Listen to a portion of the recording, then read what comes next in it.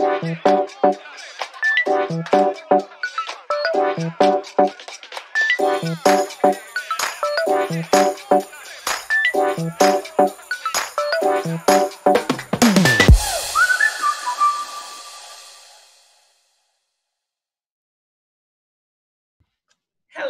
Kendall Simmons. Welcome to the People of Color Living with Diabetes Virtual Summit. How are you, sir? I'm excited to be here. This is something that has needed to happen for a long time, so I'm excited about it. Well, I'm excited for myself. I'm excited for us as well, because I don't think that people realize that people that play sports like you at such a level that you played have to also live with and manage type 1 diabetes. And so I would love for you to be able to share some things about your experience playing in the NFL having type 1 diabetes. But before we get to that, let's talk about when you first got diagnosed. Because you got diagnosed, I think, the year after you went into the NFL? Yes, it was going. I had just turned 23 years old. About 2 and a half weeks, 3 weeks before training camp. It was scary because I didn't know what was going on. What were some of your symptoms? Dry mouth, thirst, fatigue hit me really hard, like all at one time. I was going to the bathroom. I did that a lot, but I thought it was just because I was trying to stay hydrated because I was training twice a day, getting ready for training camp. So I was drinking a lot of fluids and just going to the bathroom. And I said, okay, well, I'm going more than normal, but it's hot here and I'm just drinking a lot, trying to keep from dehydrating. But the fatigue and the headaches, and then all of a sudden just not, feeling awful, just like that. And the immense weight loss. I lost so much weight. I lost 45 pounds in 2.5 weeks. Oh, wow. So that's what was crazy about all of it. Is that what led you in, or did you have some traumatic experience where you passed out on the field, or did you just finally say something is not right, let me go to the doctor and get checked out? Well, normally what most guys do, I drove from Auburn, Alabama back up to Pittsburgh, and it's probably like 12, 13-hour drive. And I did that by myself, feeling awful. And so once I got there, I told the head trainer, I said, hey, I don't feel good. I don't know what it is. I think I'm just tired. And he checked me out. He said, you look awful, because I had the dark circles under my eyes. And he's like, yeah, you done lost weight. I said, yeah, I done lost a lot of weight. And so he said, well, let's go see the head doctor. So I went to see him. And when he came in, I told him the symptoms, what was going on. And his eyes kind of shut. He's like, okay. And he came back. He said, let me get a quick blood sample real quick. And when he did that, I had laid back on the table and I was out of it. And he came in and woke me up and said, hey, we need to get you to the emergency room right now. I'm like, what are you talking about, man? My bags are still in the car. I hadn't unpacked yet. He's like, don't worry about that. We'll get somebody to do that. And I've told this story a million times. I try to think about it when I'm just in my own thoughts, and I still can't remember what happened from when I left his doctor's office until the time my wife got there, which is a whole nother 12, 13 hours later. Wow. I have no clue what happened. I mean, I was completely out of it. And so that was it. You got there, and it sounds like just the nick of time. Yes, honestly, because I'm extremely hard-headed. I'm not going to lie. Most men are. I probably would have tried to struggle through it, fight through it, being young, saying I just need to rest, I'll be all right, and might not have even ended up being here. Because what I remember them telling me, my blood sugars were over 1,000. Wow. And at the time when I first started losing weight, I was probably about 325 pounds. And big enough, athletic enough, youth, all that stuff, I think was what was playing. Honestly, he was playing in my favor, to be honest with you. I mean, he knew exactly what he was doing. So I made it through because of that. Wow. So tell me, okay, 23 years old, just drafted to the NFL, life is ahead of you, and a doctor comes in and say, okay, you have type 1 diabetes. I'd love to know what was going through your head at that moment. So what he told me in the beginning, he said, you have what we call eccentric diabetes or type 1.5. So I'm like, okay, for one, what is that? I don't even know what diabetes is. So now you're telling me I'm not one or two, I'm in between. And so he said, because of your ethnic background, being a black person, so a lot of times you get misdiagnosed as type 2 and you end up in between. where your pancreas is slowly burning out. So the book term is I have what they call LADA, latent autoimmune diabetes of the adult. I didn't learn that term until I started speaking for Novo. And so that scared me. I'm like, okay, either one, I don't want it, you know, so please do whatever we got to do to fix it. So that's kind of where I was at the time. Were you fearful that your career was over, or did you already have this determined, made up mind that I'm going to beat this or persevere in spite of the diagnosis? I was going to make it one way or another. I told him, I said, tell me what I need to do. That's all you got to do. Just tell me what I need to do. He said to me, and what really done it for me is he didn't scare me. He didn't go into all this, okay, we can't play ball no more. You gotta lose all this weight. And then he said, look, for you to be able to play at a high level, especially at this level, you're going to have to listen to me. Now, I can tell you, I would tell a normal person that had a regular job, you're going to lose a lot of weight. You're going to put your own shots, metformin, all that kind of stuff, and you'll be fine. But you need that weight, and you need your strength and everything else. So you're going to have to do everything I tell you to do to make it. And so I said, cool. Let me go to the dietitian, the nutritionist. She gave me the book with all the carbs, and I started carb counting. Like instantly, I could read that book inside and out. I had it memorized for food and how many. So I was determined to make it with it. So that's what really did it for me. Wow. What was the reception from, one, your family and friends, and then two, from your coach and your team? What was the reception from them? So with the team, I was, like I said, God knew exactly what he was doing. My owners of the team had 2 kids with type 1 diabetes. So it was in the family. They supported diabetes big time. So I was placed in a position to succeed. The only way I was going to fail if it was on me, because they gave me the resources I needed to make it. The trainers went to all my doctor's appointments. If the head trainer couldn't go, the other trainer would go. They had an extra meter in the office for me in the training room. Had all my medicines in the refrigerator where I didn't have to bring none home from work. Oh, wow. So I was so set up to succeed. But what really did it for me is, this is to me the best part of my story. And we all need people like this.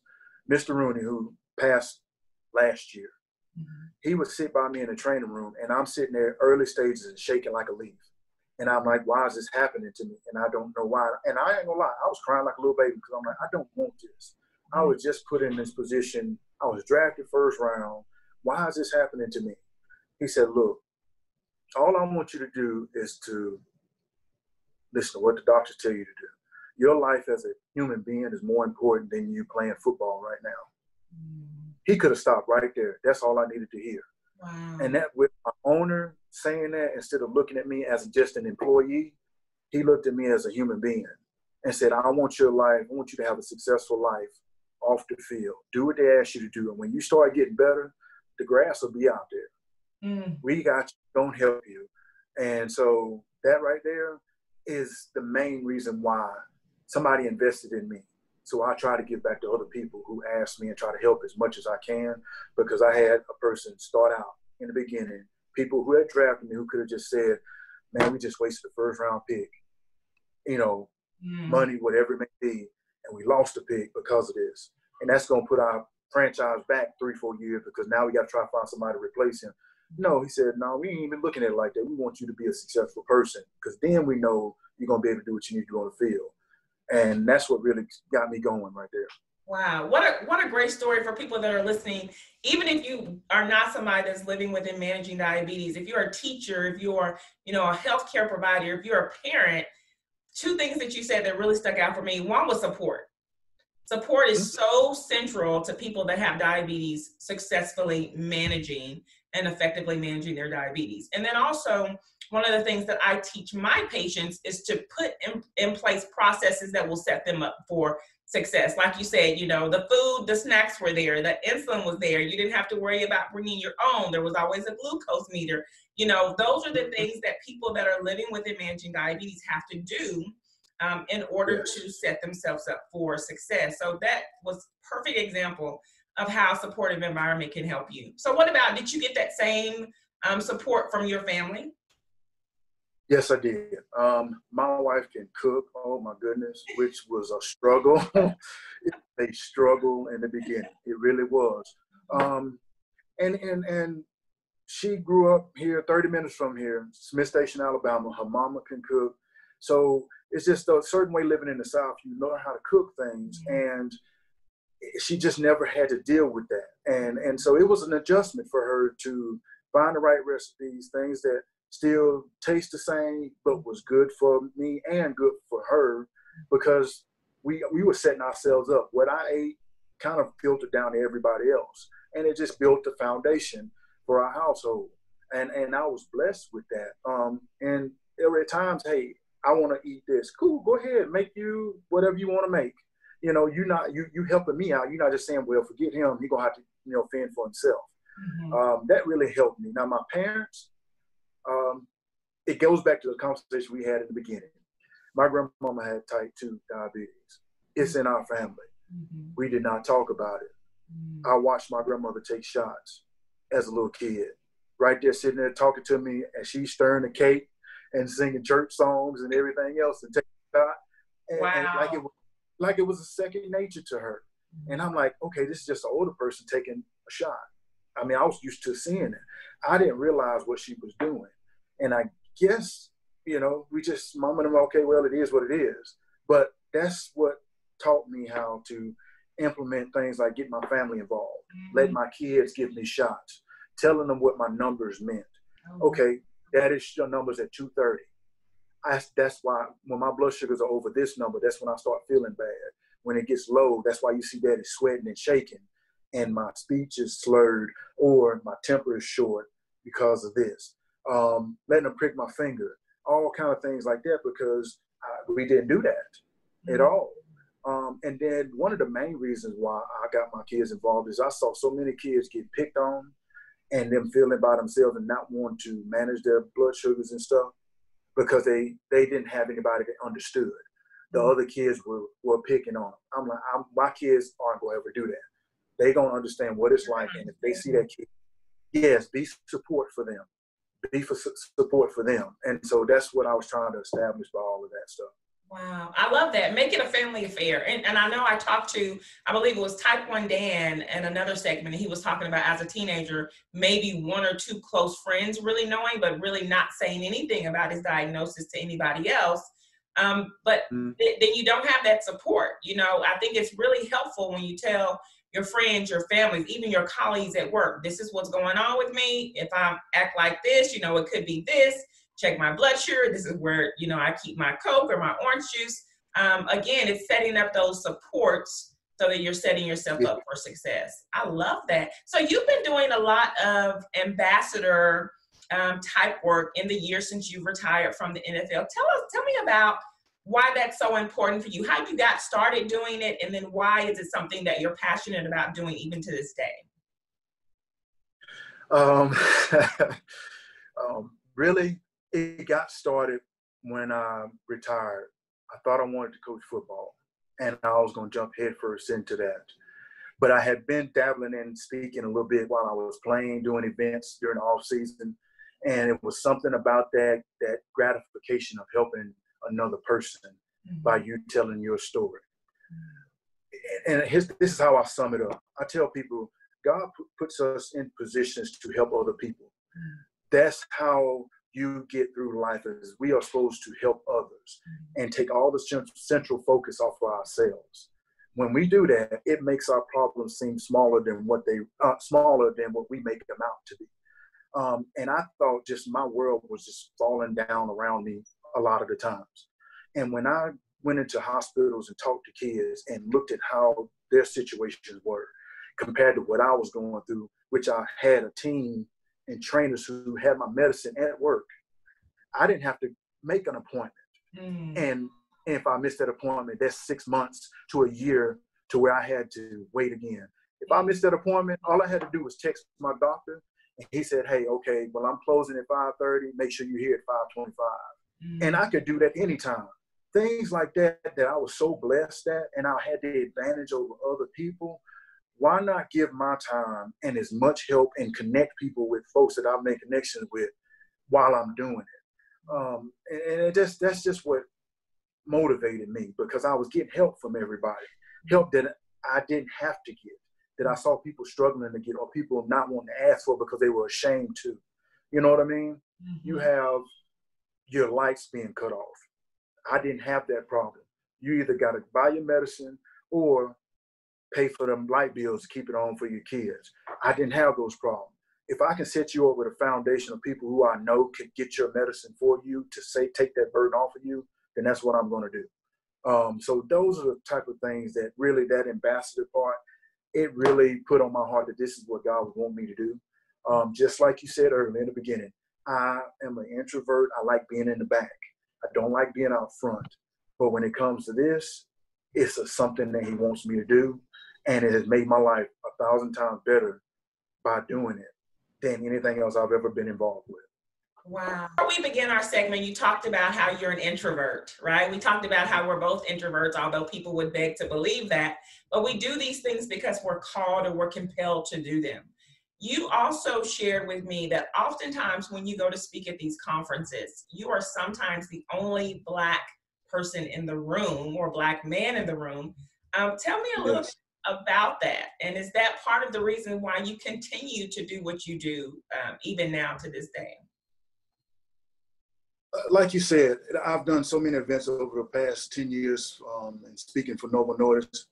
When you go into an event, you're already self-conscious. I'm self-conscious anyway because I'm a big guy and I don't like attention on me. So I'm already I stay back a little bit, but I try my best. Okay, well, you still got to go mingle with folks because you're the keynote person. You can't just sit off in the back and hide. But then you add the fact on being the only Black person in the room. That adds a whole nother layer to it. Especially when you go into certain areas where they're not meaning to make you feel obvious, but sometimes it is. That's uncomfortable. It is. But like I said, I'm not there for me. I'm there because God put me there. So if I'm going to do my best to obey, I put all that aside because he's going to take care of the rest of it. And once I get to talking, I forget all about it. But it's just, it gets old after seeing it time and time and time and time again. And when you see that young Black person there, because I love kids. So I've done a lot of doctors' talks and things like that, but I'm really attracted to kids and I want to try to help them in some way. I'm looking for the Black kids. I'm looking for the people of color, not just the Black kids, but anybody that can relate to me. And I feel like, okay, when they get to the camp, they know they're probably the only ones there too. And I can see a lot of times they perk up when they see me, you know? And so it's like an instant connection. So I always try to figure out, where are all the Black kids at? Where are anybody, not just Black kids, people, the kids of color or anything. I just want to know where they are. Are they getting the same information that everybody else is getting? I know sometimes finances had a lot to do with this, but are they getting the same information? That's because a great question. And a lot of times I don't think they are. I just don't think they're getting the information that's getting to them. Back when I was talking about missing doctor's appointments, I wish these camps and things were more advertised at doctor's appointments. Send out some flyers and have it to where these kids and families can see it. Because a lot of times it's word of mouth or social media, but some parents just aren't into that. And the kids, it's something about it, but I wish we could do a better job of getting it where these kids go to camp and feel like these other kids feel and get the same care and know people care about them. So. The same opportunities. And I know what you're saying, because it wasn't until about 7 or 8 years ago that I became a certified diabetes educator that I even knew that there were, diabetes camps that existed. And so you're right, you can be someone that's educated, you can be on social media, but if the marketing and advertising is not targeted towards you, or if you see the commercial on television and all of the faces are white, then you don't necessarily, something doesn't connect that you can go to. Like it's something that you can go to also. And then like you said, I also think that finances has a lot to do with it. I've looked into summer camps. I know my kids have gone to summer camps before, not diabetes camps, but they're not cheap. So if you are, you know, a struggling parent or low income or middle income for that matter, you may not be able to afford to send your child to a camp. So what is your advice for somebody that's recently diagnosed? So I'm going to actually, not just anybody that's recently diagnosed, since you're an athlete, I want to ask you specifically about that athlete that's like you, that's newly diagnosed. Let's say he's just gone off to college, or, you know, he's just leaving the house, or some big transition is happening. What's the one word of advice or the one thing from your experience that stood out for you that you can say to really help this athlete out?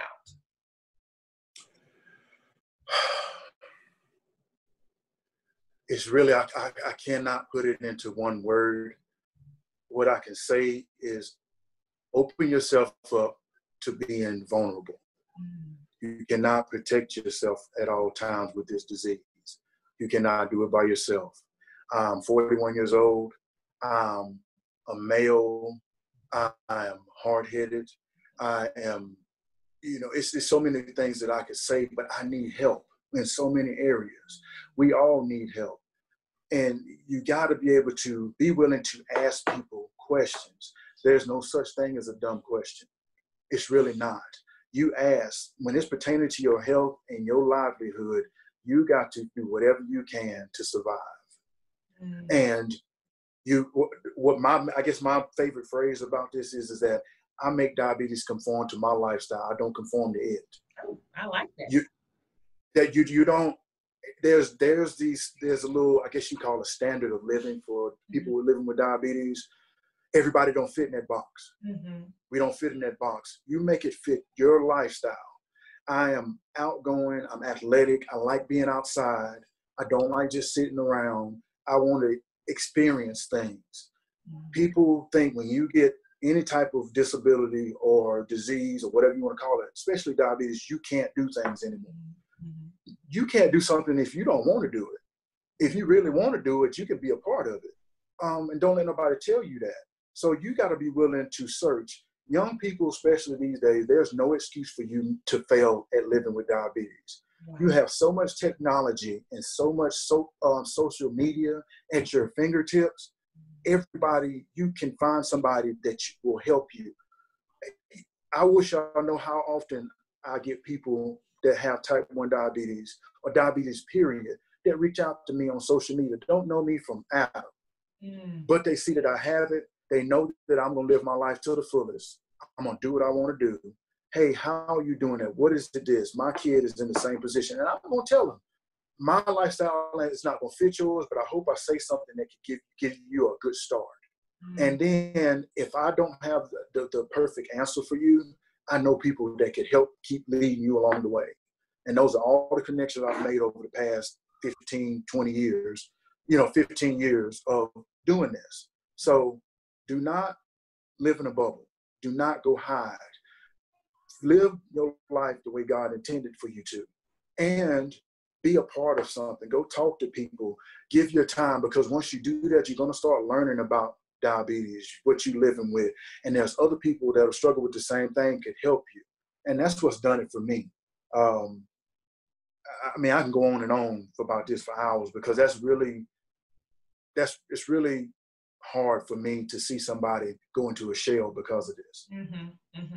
You said so many things there. I mean, from the support to being vulnerable to admitting that, especially guys, they try to be macho. I'm okay. I can handle this, to admitting that you need help, and asking for it. But you said, there's no way that young people these days shouldn't be able to live with diabetes. Shouldn't be able to, I guess, beat this, for lack of a better word, and not let it beat you. And there was a quote that I wanted to quote, which kind of ties that up perfectly. I saw this article about you, and it said that from 2002 until your retirement, you started 83 out of 84 games, earning 2 Super Bowl rings. But what stands out among your most noticeable accomplishments were that you played 70 games and both Super Bowls with type 1 diabetes. And it just goes to show that, like you said, you made diabetes and still make diabetes conform to your life, not the other way around. And I love that. I love your story of just perseverance and giving back to the community. And speaking of community, since that's one of our theme words, you know, getting connected with people that are going to be supportive, that are going to be, you know, a listening ear, a shoulder you can cry on, I think is so important as well. Because listening to your story, you had a lot of support. And I realized that that's something that not a lot of people have, but it could be also because people shut down and they kind of push people away. They don't let them, like you said, they don't let them inside of that bubble due to you know, shame and stigma, especially in the Black and brown communities. But what you said was just, it was really, really spot on. And I hope the viewers that are listening, that really resonated with them. I wanted to ask you, do you have a story of a memorable fan, something that someone did or wrote into you or either sent you through a private message on social media that's really just solidified your passion behind what you do? And if so, could you share that story with us? Yes, I got two of them. Okay. And these two, one of the first one was the reason why I do what I do. It really got me started. You get fan mail as a professional athlete, and you look through them and you read them, and so some of them touch you and you hold on to them. This one particular one came from a little kid. He was 8 years old. He had just started playing football, tackle football. Offensive lineman. He wore the same number as I did, number 73. Played the same position, played guard, offensive line, everything. Just got diagnosed with diabetes. He said, "Mr. Simmons, you have given me the confidence to continue playing football, and you're showing me every game that I can do whatever I want to do and keep playing the sport that I love to play. And here's a plain pack of M&Ms for you to help raise your blood sugar whenever you go out on the field." Wow. And listen, I still have those M&Ms to this day. Oh, wow. I never opened them up. I never ate them. And with that right there, really set me up. And when Novo asked me to speak for them, I thought about turning it down, but it was an opportunity for me to learn about the disease that I did not know anything about. For the other 7 years I played in the NFL, I was not a very good student of the world of diabetes. I didn't do my job of researching and trying to learn about what I lived with. I just kind of listened to what the doctor told me so I could play. Wow. I would have struggled big time when I retired if it wouldn't have been for Novo Nordisk asking me to speak, because it gave an opportunity to be around doctors and learn about what I was living with. I had an easy doctor appointment because the stuff I struggled with before I spoke to the little doctors panel at their little dinners at night. I just asked the doctor, "Hey, what about this? This is something that's going on with me." I can get my answers right then. That little kid was motivation for me to come out of my introvert bubble and tell my story, because it impacted him so much that he almost quit playing. It gave his parents a living example of somebody who's going through the same struggles. They see me taking shots on the sidelines. They see the trainers checking my blood sugars in the middle of games and saying, if he can do it, my son, he can do the same thing. That was huge for me. And what I live this way. I tell my kids and I tell young people all the time, you do not realize how many people are watching you. You don't know that. What you're doing on a daily basis, somebody could look up to you and never tell you, but the way you carry yourself and what you do could change that person's life. And you don't never know that. So you always try to carry yourself and do the best you can, because they might be afraid to ask you, and what you're doing, that's what helps them. And that kid, even the letter, even if he didn't send me that letter, what I was doing gave him and his family motivation to keep pushing. And so that's what really did it for me. The little kid that was 8 years old, I've had these since 2004, and I never ate the M&Ms, and I still got them. From Pittsburgh, letter, and here's a plain pack of M&Ms of the kid. Now, the back packages come open. Now, I'm going to show you. I hadn't eaten them. Here are the M&Ms in my hand right here. Oh, wow. I haven't eaten them. They still in there, but it's just something that means a lot to me when I look at them. it shows me my journey and where I started at, and kind of how it's led from that point to where I am now. And that's why I do what I do. So this is it. If you're the little kid and you're out there watching, please comment and let us know so that we can connect you with Kendall again. What year did you say that was again? It is from 2000, September 21st, 2007 when I got this. Oh, wow. That's a long time. Yeah, long time. And all this stuff you normally lose, but this one, I never lost it. I didn't put it in a special place, but it always stayed with me. Always stayed with me. Yep. M&Ms. That's a great story. Thank you for sharing that. Yeah. The next story, I used to go out to Spokane, Washington, and speak at their diabetes event. They used to have it during Diabetes Month. They would always bring me out to speak at their little symposium. And I've probably done it 4 or 5 times. And it was this one very large man that came in there on a hover round, one of them little scooters with an oxygen tank. And so he would always talk to me. And I sat around and talked to him, and he just wanted to talk and all that.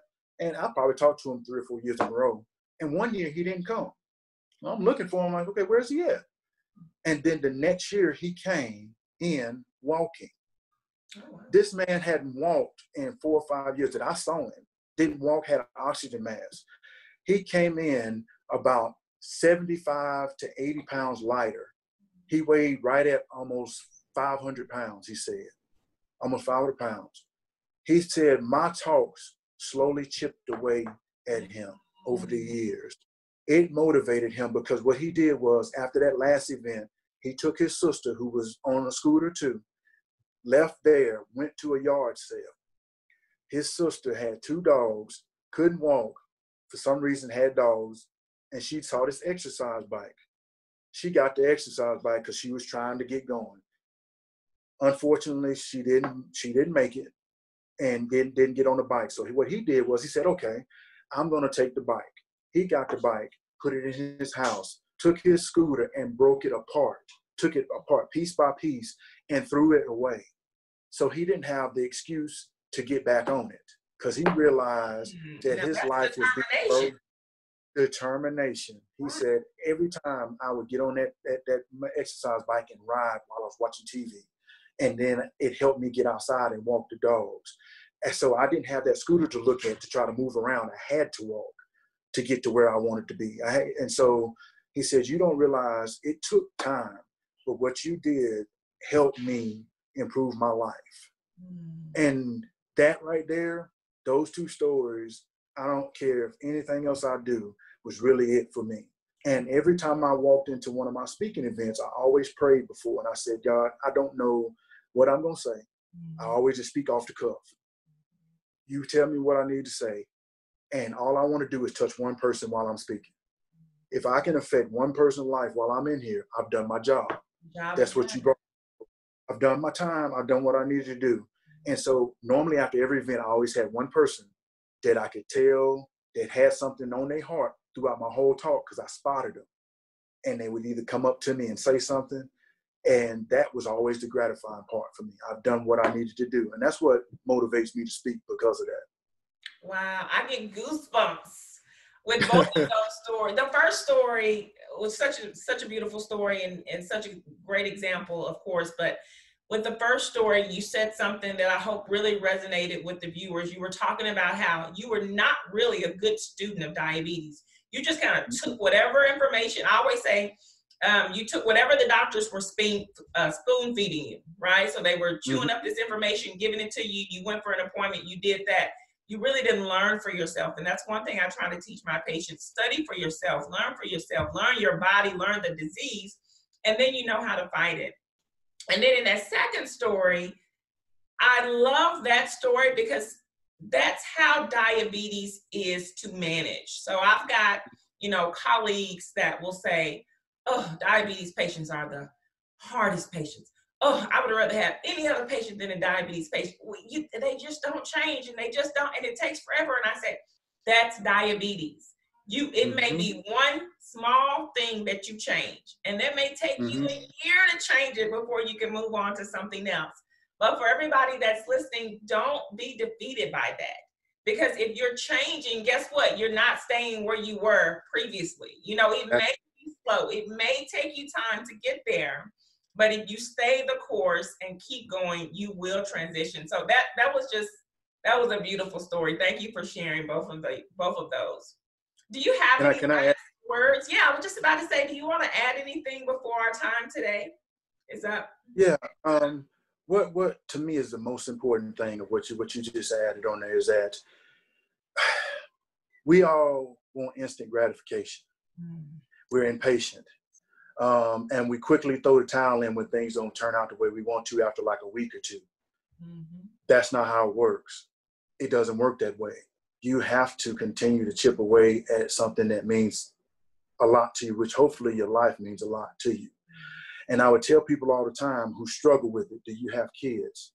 Do you have grandkids, nieces, nephews, whatever it may be? Do it for them. Because at the end of the day, if you're an adult and you got people that depend on you, if you don't take care of yourself, they got to foot that burden. And that's not fair to them at all.